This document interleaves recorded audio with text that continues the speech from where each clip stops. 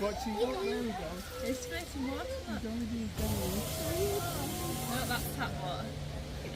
You run? It's a fire. Pick up your feet. Oh, no. That's why it's like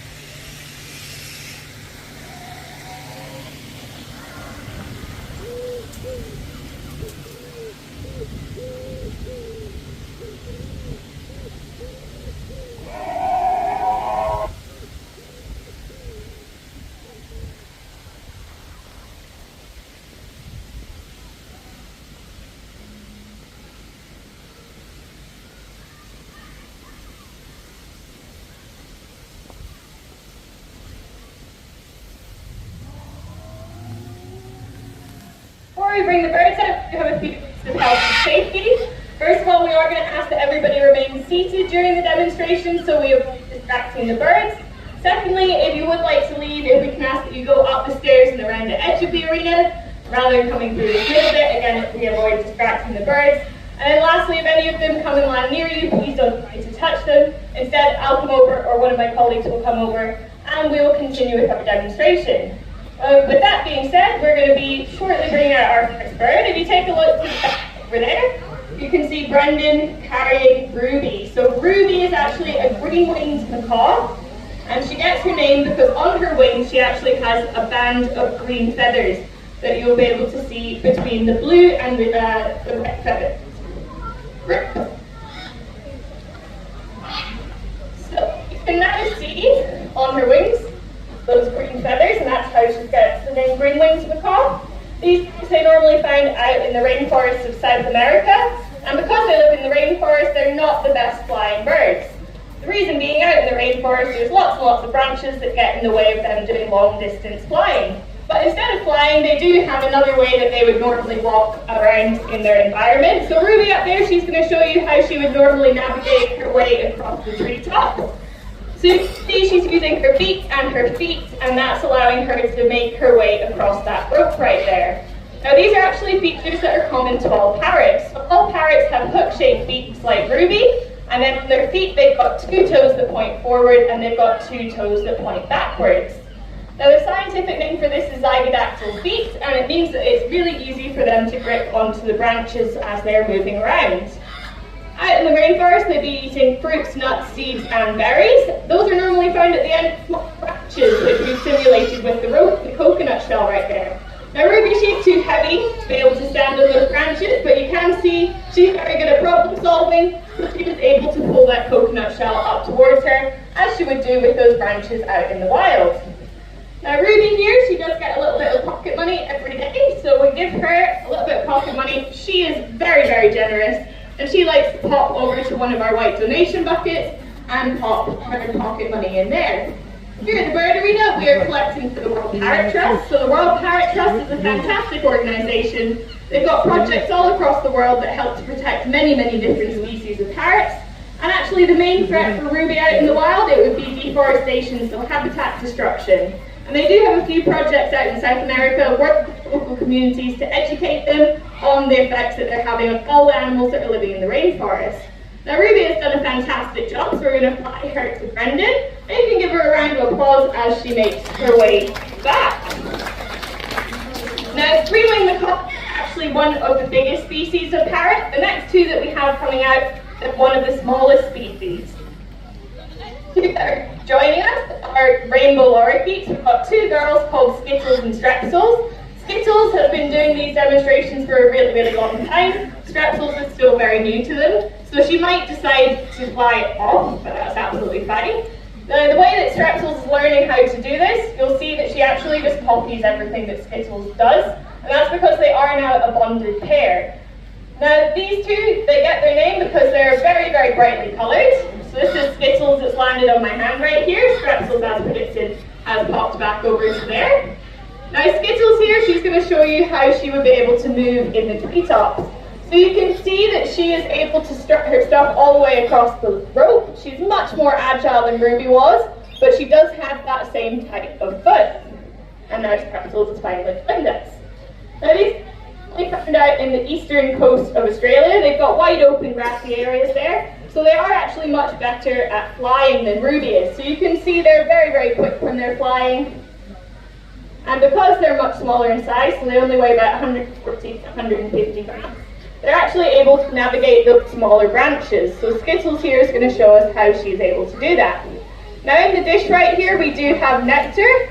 So they have specially adapted tongues with small brushes or bristles on the edge of it, and that allows them to scoop up that nectar with ease.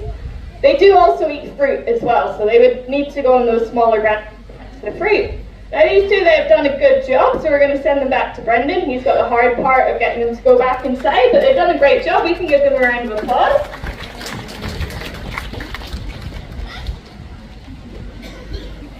Now you might have noticed we have a few birds that have been waiting very patiently at the back just here. So this is Paddy, and Paddy is a yellow-naped Amazon parrot. So he gets the name because on the back of his head, on his neck right here, he's got this patch of yellow feathers. And as the name suggests, he would normally be found living in the Amazon rainforest. Now Paddy here, he's going to be showing us another ability that parrots have, so I'll let him do his thing, and then I'll explain how he's able to do it. So Paddy, can you say hello? Good boy. Can you say hello, Paddy? Good boy. Can you sing wah? Oh, you're so funny. Good boy, Paddy. So it might sound like Paddy here is talking, but he's not talking in the same way that we talk, and that's because he doesn't have vocal cords and he doesn't have a voice box. So the way that he makes different noises is by contracting or dilating his windpipe, and this alters the pitch of the noise coming out of him. Now, Amazon parrots, they learn to mimic things that they hear in the... So he hears us talking to him all the time, so he picked up things that we say to him, but he has also picked up a few animal noises. So, Paddy, what does the cat say? And maybe the chicken? And a pig? Good boy. First, they would also be mimicking people aggressive, and this means means that if they spotted a predator coming towards them, they can sound like a different animal, and this actually can confuse the predator, and it would give him a few extra moments to climb or fly to safety. Now Paddy here, he is a social parrot, so what do you say when you see a pretty parrot? That is right. If you're lucky, do they get a big kiss? Good boy. And one more thing to say, we say? Bye-bye, that's right. Now we're going to pass him over to Brendan here at the back. And then we're going to talk about the other bit that has been waiting patiently. Come on down, Ronaldo. This is Ronaldo. I'm not following up to reach you there, come on down. So Ronaldo here is also a green-winged macaw, similar to Ruby. There we go. And Ronaldo here is going to be showing us just how intelligent parrots are. So he's got a simple shape puzzle over here. And what we're going to do, we're going to ask him to put the 4 shapes back into the correct slots on the board. So we'll pop all of those out there for him. And then hopefully he's going to get the puzzle correct for us. Number 2, number 3, and number 4. Good job, Ronaldo. You're just checking you got it. Now you might be thinking that I made that way too easy for him because I put all the shapes in front of the slots they're supposed to go back in. So what we're going to do, we're going to mix them up over on this side here and see if he can still solve that puzzle for us. Now you can see that he has picked a completely different order to what he did the last time. So he is looking at the colour of the shape. That one doesn't go there, bud. Try again. So he's looking at the colour of the shape, and then he's looking at the board to find the matching colour. So it's actually quite unusual for animals to have colour vision, but because they do have colour vision, and they can also see in UV. So out in the wild, they would normally use this vision to be able to tell when the fruit that they're eating is ripe and ready. Now Ronaldo is hopefully going to be showing us how he does his health check. He doesn't always like to do this, but he is molting at the minute, so it can be a little bit uncomfortable for him. You come up. Yeah. Now we're going to try this again, aren't we? Now Ronaldo here, like I said, he is trained to participate in his own health checks, but the training that we do is done by positive reinforcement, meaning that we give the animal choice whether they want to do behaviours or not.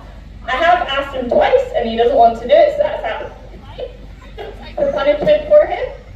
So what we do instead, we can ask him a different behaviour. If he didn't want to do that one, no. And then he can still get reward for doing another behaviour correctly. This means that we keep all the training sessions with our animals very, very positive. Now we're going to send Ronaldo on up that railing right there. And then we're going to have one of our other macaws joining us. Now she is slightly different to Ruby and Ronaldo. She's actually a hybrid species. So this is the Catalina macaw. So Catalina macaws, they are a cross between the scarlet macaw that looks very, very similar to the green macaw. And then if you cross that with a blue and gold macaw, then you get a Catalina macaw. Now because it's a hybrid species, you wouldn't find these guys out in the wild. And that's because they wouldn't hybridize naturally out in the wild. Here at Blackpool Zoo and in zoos in general, we don't actually accept hybridization anymore. And there's a few reasons for that. So first of all, it can lead to shorter life expectancy than those species that you do find out in the wild. It can also lead to health complications in those hybrid species. And then lastly, it can lead to infertility as well. Now Jill, who's going to be coming out to join us, she is 41 years old. We didn't have that information 41 years old when she hatched. And just because she's a hybrid, it doesn't mean that we're going to get rid of her. We will continue to look after her for the rest of her life. Come on, Jill. Come on, Jill. I know we're not the best of friends. Come on, darling. If we get the big ones. There we go. Good girl. Now, Jill here, like you can see, she is very, very beautiful. So that's basically why these two species were hybridized, because they make a bird with absolutely gorgeous coloration. Good girl. You show everyone in the middle as well? Good girl. And we show everyone on this side.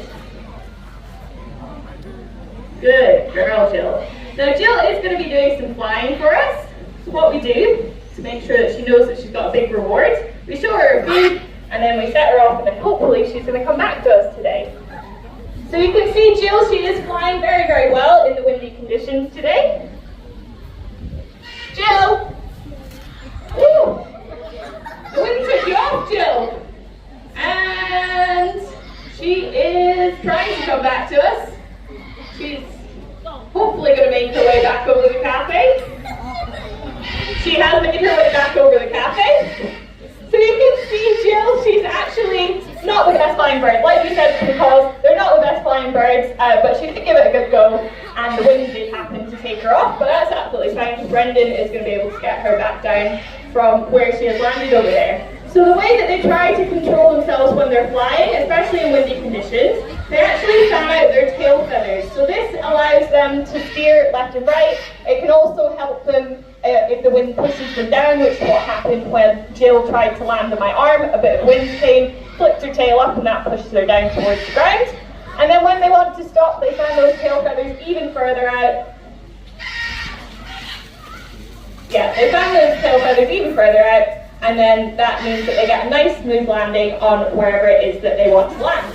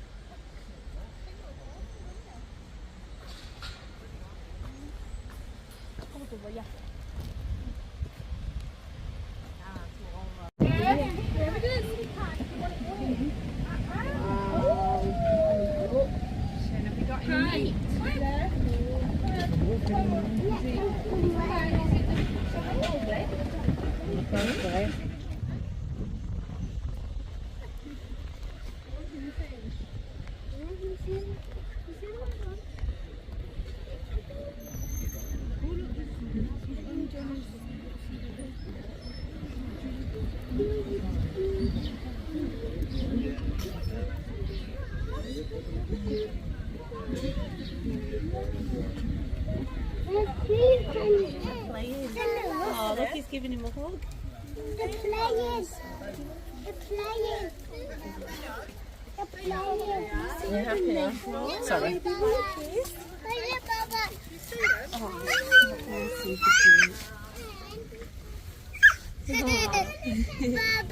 can you see the run? Can you see the wolf? Remy, let's just... No, not the wolf. The one that's the rabbit.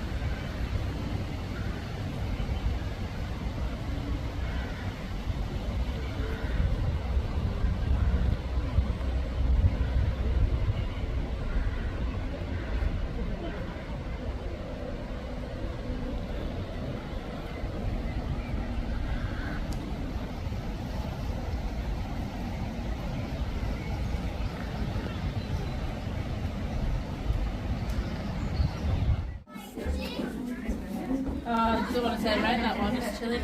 Sat there chilling, eating. This one went before. Mummy, can you carry me? Where's it in it? Come here. Sounds a bit of weird. Why is it eating? Mummy, I got on the bottom. With the bag Look, gone with the paper bag. on that side. Like children running around, aren't they, dear?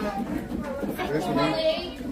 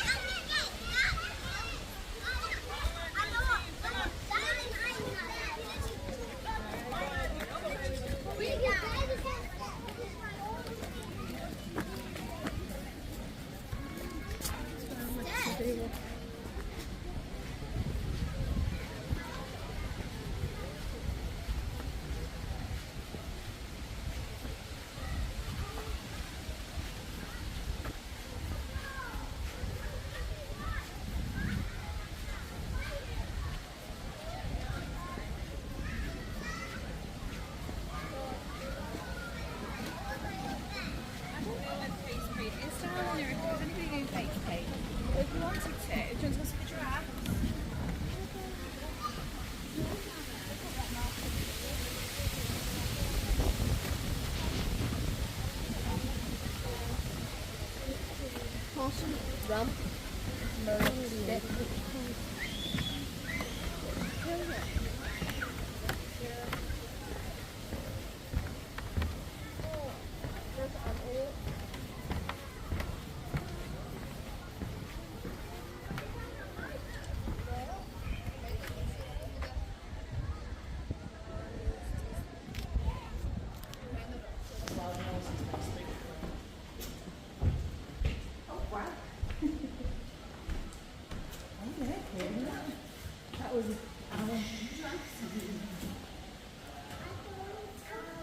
Hey? You're not in. None of you fasten in. Oh, you're in.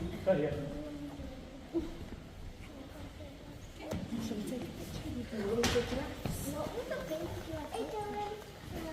baby?